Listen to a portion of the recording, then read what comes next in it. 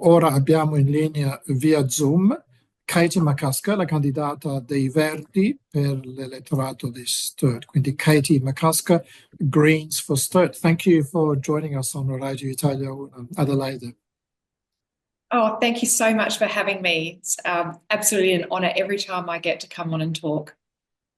So you're, as I said, the Greens candidate for Sturt. Sturt is one of the two marginal electorates, or two electorates really at play in South Australia for this election. So it gets the attention of the major parties. So tell us, let's start with seeing what the Greens, and you, Katie McCusker, have to offer for the federal election. And we'll talk about the state-specific issues in a minute. Yeah, absolutely. Well, I guess when it comes to the broader things that we have to offer, you're right that, and also that Sturt is such an important seat in this election coming up, and it is one of the most marginal seats, and it's one of the most marginal seats because the Greens vote has gone up so much over the past since the last federal election, but also in the Dunstan by-election.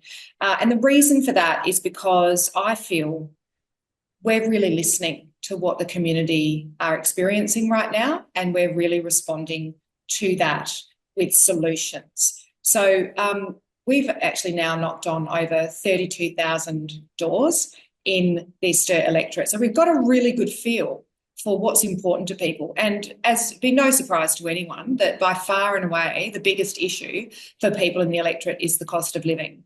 And the Greens actually do have a comprehensive plan for how we would actually make a difference to people.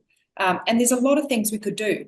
So I guess the big ticket items that we'll really be running with in this election is that we want affordable housing. So many young people now are completely locked out of the housing market, and they're saying things like, oh, I'm just convinced I'm going to be a lifelong renter. I'm never going to be able to afford my own home.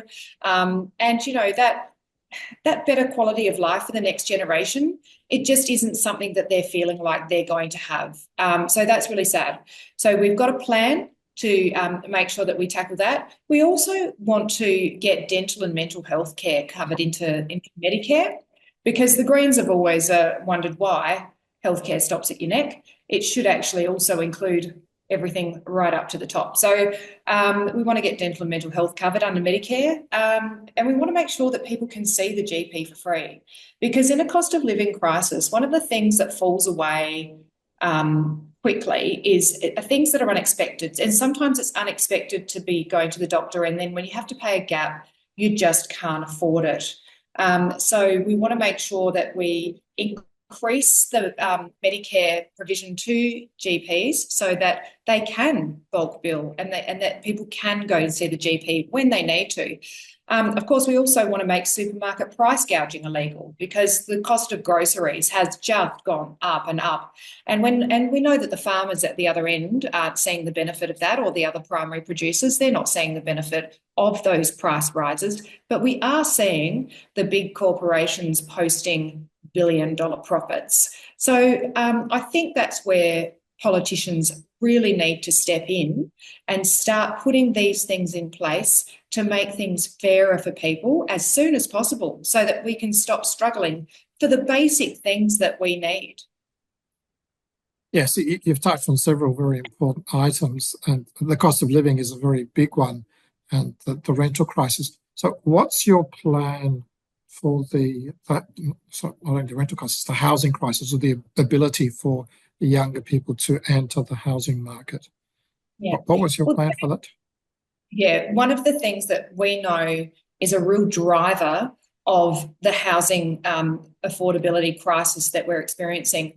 It's the current taxation setup around negative gearing and capital gains tax. So we know that it's easier for a super wealthy property investor to get their seventh home than it is for a first-time home buyer to compete with that, because of the way the system's set up.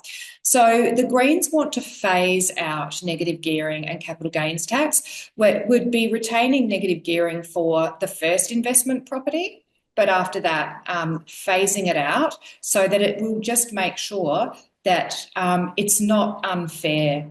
It's not an unfair thing where big property investors are actually able to get a house more easily than somebody who really needs that for a home and a roof over their head.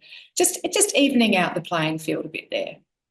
Yes, and for capital gains, I think you mean phasing out the exemptions, the discounts on capital gains tax. Yeah, that's yes. There are several interesting answers, and then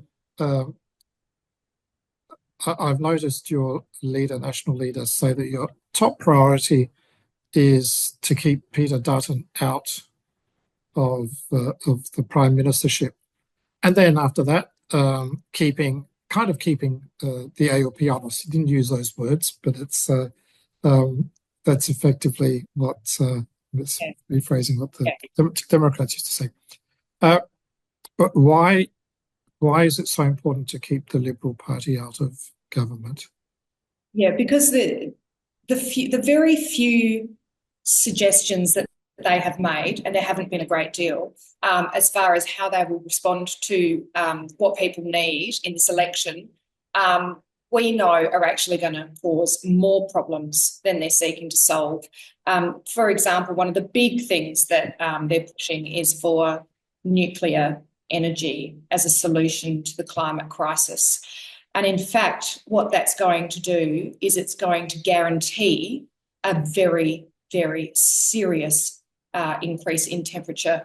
It's going to ensure that more fossil fuels are put into the system, and it's going to ensure that emissions continue to go up. There is no way that we can get this nuclear industry online in the time that we need to with what we've got. We know that it will take 3 times as much water as a coal fire plant. We know that there is absolutely no solution still in place for what we would do with the waste, and we know that it's a super expensive proposition.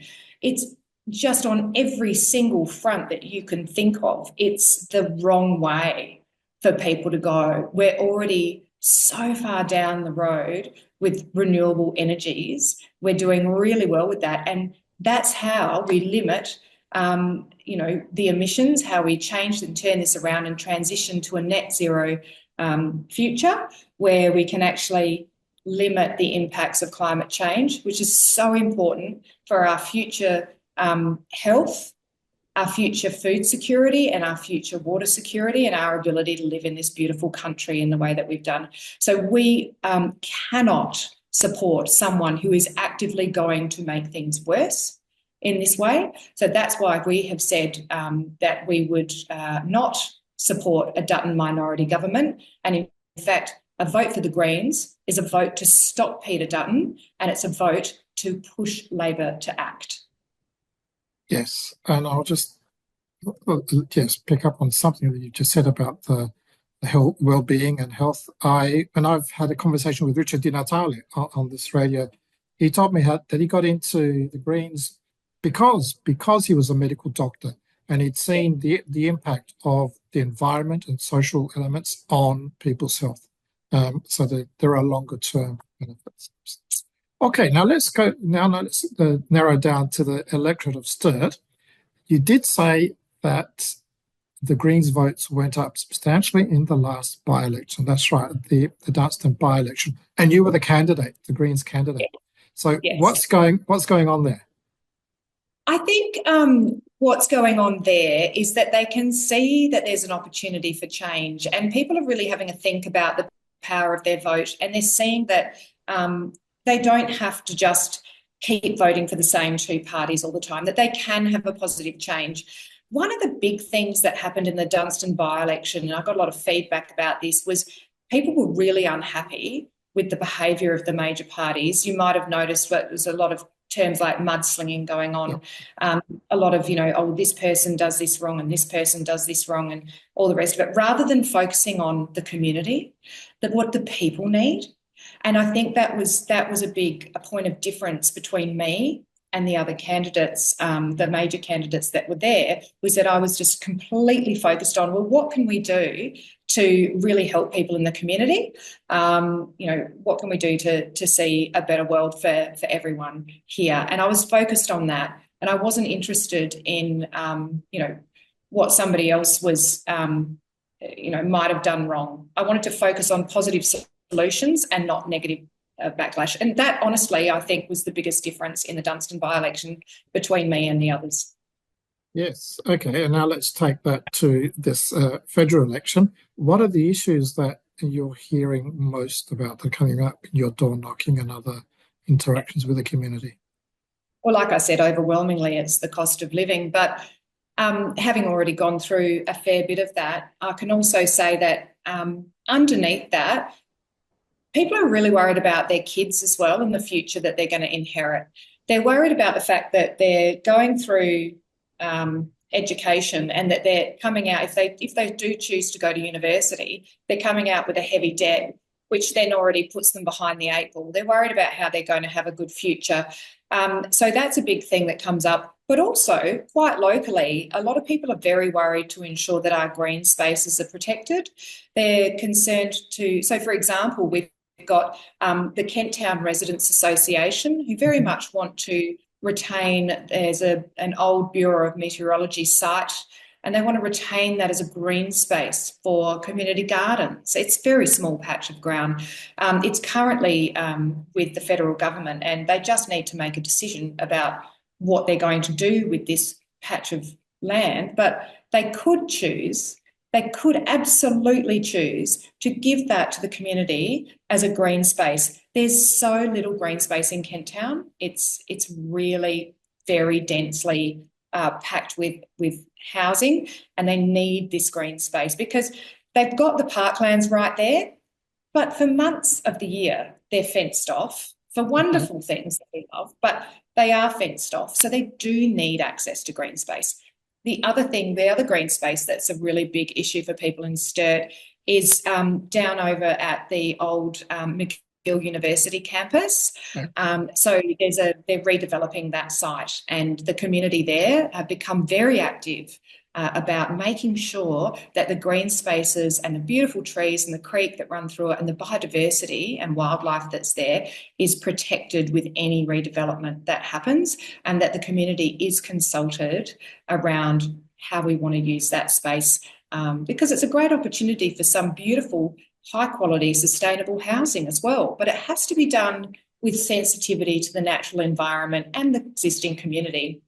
And I guess the other thing that comes up quite a lot as a local issue is just being able to get through the streets, car parking, traffic, cars just banked up down the street, trying to run through the suburbs. And that's because, especially in the east, we don't have a really well thought out and entrenched and reliable public transport system and alternative, and even active transport alternatives, for cycling, except for our beautiful Obar, which, I love. That's a beautiful public transport system, but we need more. There's so many other areas that are struggling with congestion at the moment because it's just that foresight about a sustainable city and how we want to grow into the future as we become, more populated. If there's more population, more kids wanting to have more houses, how do we manage that in a way that's going to retain the beautiful lifestyle that we have and not just make it impossible to get around? Yes. And so this area has been a Liberal seat for a long time. Why do you think that might be right for change? You've effectively answered it to a large extent, but why do you think the electorate might have had enough of the Liberal Party? What they're telling me is that people are feeling like they're not represented anymore by either of the major parties. They don't feel like it makes any difference anymore who you vote for between the major parties, that you're just going to get the same. And they're right. Nothing changes if we keep voting the same way. And I think what people are starting to see is that there seems to be a lot of you know, big corporate donations and lobbyists that are working closely with the major parties, and they're seeing that rather than people being put back into the decisions that are being made. You know, for example, I think it was only last year, Peter Murphy was a Labor MP who'd done a huge amount of work into gambling and the problems with online gambling industry as a whole, and a number of recommendations were made, and the Labor Party were looking at legislation to stop advertising of gambling, online apps and things like that at certain times. But then if you look at the timing, when you look at the disclosures of the donations that were made, large amounts of donations from gambling industry was made around this time to major parties because they did not want this legislation to go through. And then the legislation went away. So this is an example of how big corporate interests get more of a say in an outcome than something that's actually good for the community. And I think people are starting to wake up to that, and they're starting to realise that the Greens don't take big corporate donations, and we don't take money from billionaires, because we do that very deliberately so that we can absolutely always do what's best for the community. And people are looking for genuine change where they will feel represented, and they're connecting with that. And that's why so many people now are telling me that they're going to vote Greens. And that's what we've been seeing with the last couple of elections that have happened in the area, that people are definitely moving towards that. And that's happening across the country. When you have a look at the vote for the major parties, it's now, pretty much a three-way split between Liberal, Labor and independents and Greens and minor parties, because people are really looking for something different, because, nothing's going to change if we keep doing the same thing. Yeah, that's right. I think Labor was hovering around 30% for the primary vote, 32, 33 to the coalition, and just the rest Greens and independents and minor parties. Yeah, and the polls are showing that there is a reasonable amount of disaffection with the major parties, and especially in the younger age cohorts. And so there's not the loyalty or the attachment. Okay, so let's have a look now at Katie McCusker, your story. I note you studied politics and psychology at Flinders University, where I did my first degree. So Yeah. where did you go from there? Well, that was a while ago now. So, I'd sort of grown up in a very politically active family as well. My grandparents were on the parade. I grew up in local Interact Gardens, and also I went to Loretto College. And a lot of that, my grandparents were very involved with supporting refugees in the community, being with the Loretto nuns and understanding social justice from them. And they were amazing. And, just being around the great community that we had in Norwood, I care so much about community and diversity, things like that, things that really matter to make a rich cultural experience in your world. I guess after I studied university, I thought, I really am interested in politics. I'll have a look around. And I looked at all the parties carefully. And even back then, I realised that the party that really did encapsulate my values of social justice, kindness, giving back to the community, really were the Greens. And it was from that I went into the Greens about 20 years ago now, and started to become involved with them. However, from my work life, what I did was I wanted to serve the public. So I went into the public service quite literally. I started out in the tenancies branch of Consumer and Business Affairs, and I was a mediator conciliator for tenancies disputes. So when landlords and tenants were struggling in their relationship, or things were breaking down, or they weren't going right, I could provide advice and support to rebuild those relationships. And I I absolutely loved that job. I loved getting those relationships repaired, having a landlord feel confident that their property was going to be looked after and that they were going to get the rent on time, and a tenant feeling confident that they were going to retain a roof over their head as well. So really, really important job to me. Very rewarding, very rewarding. And then after that, I went and I had my beautiful little boy, Richie. And then after he was old enough, I then went on to work in public health. So I actually ended up becoming the administration manager for the Barossa Hills Fleurieu Local Health Network, which encapsulates 11 public hospitals and 4 aged care from Udunda all the way down to Kangaroo Island. Yeah, I was thinking that's a huge territory. It's huge. It really is. And it was just a wonderful job because I was the administration manager, I was also the corporate representative on clinical governance. So I worked really closely with the doctors and the nurses and all the multidisciplinary facets of health to understand the broad system and to really understand the challenges that were being experienced across the whole network. This is even before COVID hit. We were struggling with what we'd call code whites, which means we have no capacity in a metro hospital, and we would work with those hospitals to try and get what we call down transfers so that patients could come to us, a lower acuity patients could come to us at our hospitals to free up beds for the higher acuity patients that needed it in the metro spaces. Yes. Sorry, that's okay. Going. Yes, yes, yes. Yeah. Well, actually, as you're saying that, you reminded me that one of the major elements, you said that the Liberal Party have not put up many ideas. One of them was to reduce the public service by 41,000 people. Any comments on that?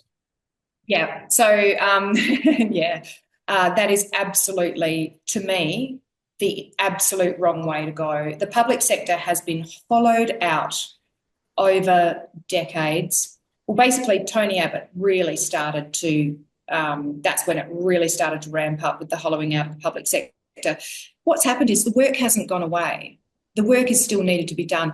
And we rely on health, education, these other, income support. These are services as Australians that we need to be able to rely on when times are tough. So what's happened is a couple of things. By hollowing out the public sector, a lot of that work has moved over to private consulting firms. And through the work of Senator Barbara Pocock, a Green Senator for South Australia, it has been uncovered that not only do they cost about 3 times as much to do the same work that was being done under the public sector, but there is no accountability, no transparency, and in some cases, really bad ethical practices around tax avoidance. So there's been huge problems with the use of private consultants. If it's public money, it should be accountable. We should know what we're getting for it, and it shouldn't be hidden and it shouldn't be used in these ways. So first of all, that's a problem. And the other thing you'll notice is, I don't know, like let's go back to the 90s. Do you remember when we used to be able to walk into a place and get a service straight away, or we used to be able to phone up Centrelink and get the phone call answered in 5 minutes? Well, so because of the hollowing out of the public services, all of that has been pushed back onto the consumer. Our time is now taken up waiting, trying to figure it out, trying to go online, trying to navigate a system, which is really, really hard to do. So because of that gutting of the services, it's taken all of our time so much more. We need to, these are people's jobs. These 41,000 people that we're talking about are people who are providing an income to their families and able to live off that income across this country, with many here in South Australia. I believe Barbara said it was about 3,700 people would be impacted here in South Australia from those cuts. It's absolutely, it's awful to think about these people being unemployed. This is their livelihood. We should be proud of it. We should be proud of a thriving public sector that provides a good quality service to people. And there's nothing wrong with that. It's a good use of money. Yes. Okay. It's an interesting one that was. We'll see how it goes. But there's we've been noticing a shift in the polls, and I'm following the betting markets. I'm not betting myself, but I'm following, and the odds have been moving in the last few days. I haven't Yes, looked. yes, towards Labor and away from the coalition. Mm. Um, yeah. Okay. Well, again, thank you very much, Katie McCusker, for having come on to Radio Italia Uno Adelaide. You've had a good outcome in the state election, and let's see what happens in a few weeks' time here for the federal election. Yeah, thank you so much for having me again. I always enjoy it. It's wonderful.